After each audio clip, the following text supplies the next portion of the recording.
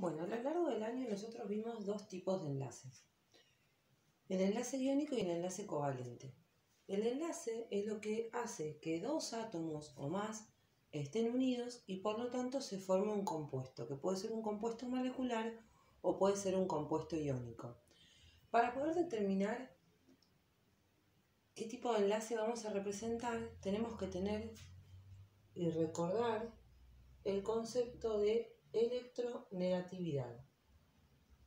Recordemos que la electronegatividad es la capacidad o la fuerza con la que atrae un elemento a los electrones cerca de su núcleo. ¿Cuáles son las diferencias entre el enlace iónico y el enlace covalente? En el enlace iónico hay un elemento que es muy electronegativo y por lo tanto tiende a tener y a arrancar, podríamos decir de cierta manera, los electrones del otro átomo. Por lo tanto, forman iones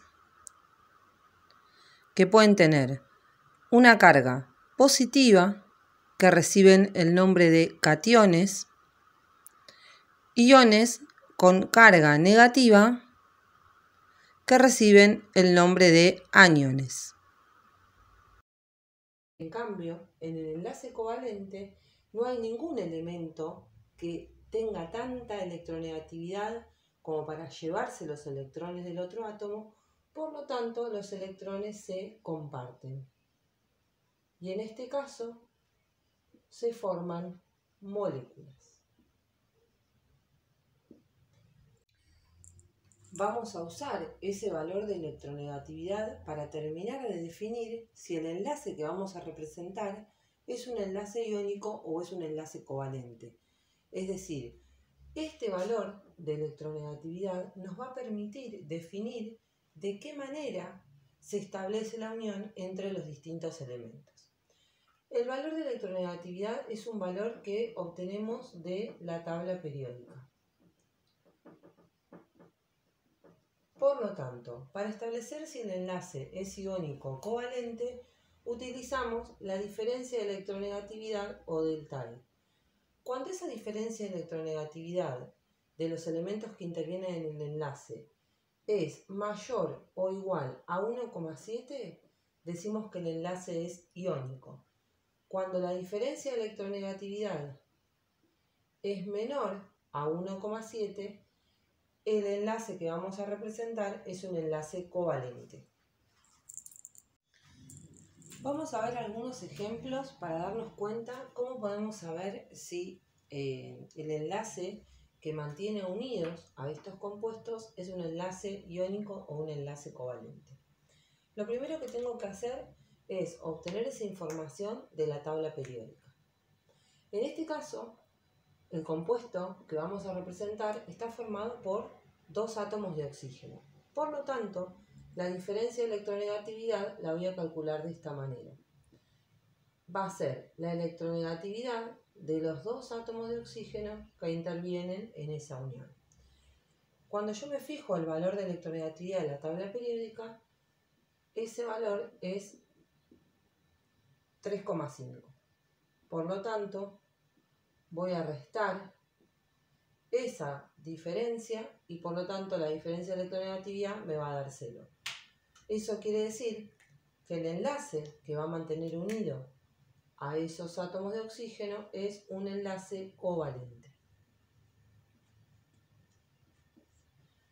En el caso de flúor e hidrógeno, los elementos que intervienen, ¿sí? Como dijimos recién, flúor e hidrógeno. Para calcular la diferencia de electronegatividad, voy a restar la electronegatividad del flúor menos la electronegatividad del hidrógeno. Me fijo en la tabla periódica y la electronegatividad del flúor es 4. Y la electronegatividad del hidrógeno es 2,1. Esta diferencia de electronegatividad me da 1,9. Como la diferencia de electronegatividad es mayor a 1,7, el enlace que voy a representar es iónico. Vamos a ver cómo es en el caso del dióxido de carbono, el tercer ejemplo. tengo que calcular la diferencia fijándome la electronegatividad del carbono y la electronegatividad del oxígeno. La electronegatividad del carbono es 2,5 y la electronegatividad del oxígeno es 3,5. Por lo tanto, esta diferencia de electronegatividad me da 1. Como esa diferencia es menor a 1,7, el enlace va a ser covalente. De esta manera yo puedo predecir qué tipo de enlace va a mantener unidos a cada una de los compuestos que estoy formando.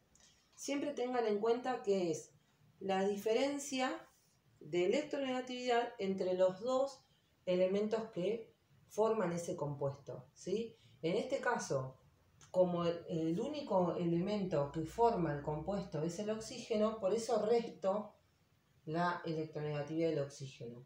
En este caso, como los dos elementos son el flúor y el hidrógeno, resto esta electronegatividad.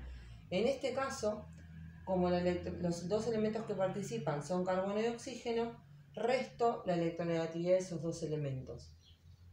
De esta manera van a predecir el tipo de enlace que ocurre.